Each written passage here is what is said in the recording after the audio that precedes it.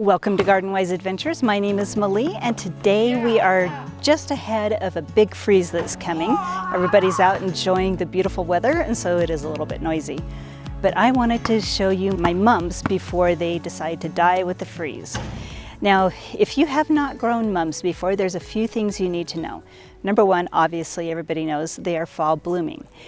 But if you want to plant your mums in the fall, you're going to have to do several things to get them to survive. Now, mums do much better when planted in the spring. That gives their roots a chance to get acclimatized to the soil and to spread out.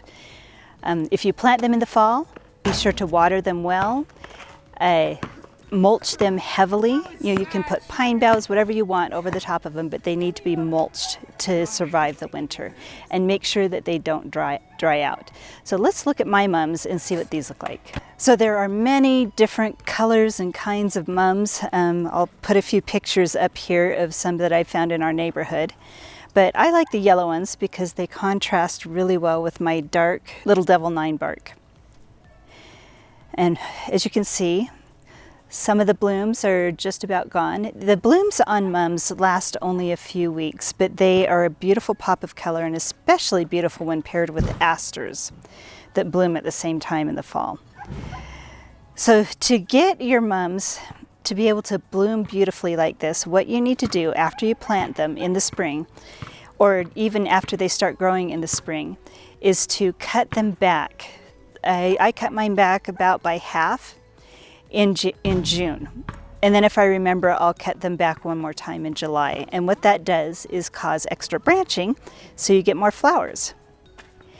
Now, if you go to the grocery store and buy the beautiful florist mums, those are not as hardy, and sometimes they're later bloomers, so you may not get flowers.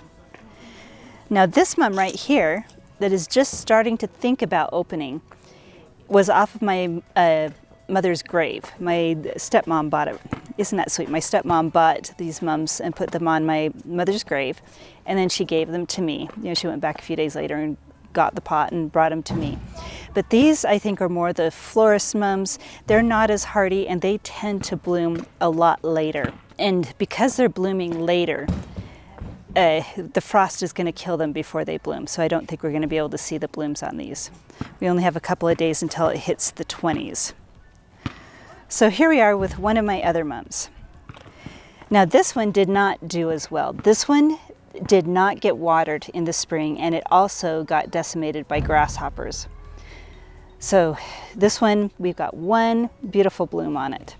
So mums do need to have moist soil, they need to have rich soil, and they need to be fertilized well to perform well.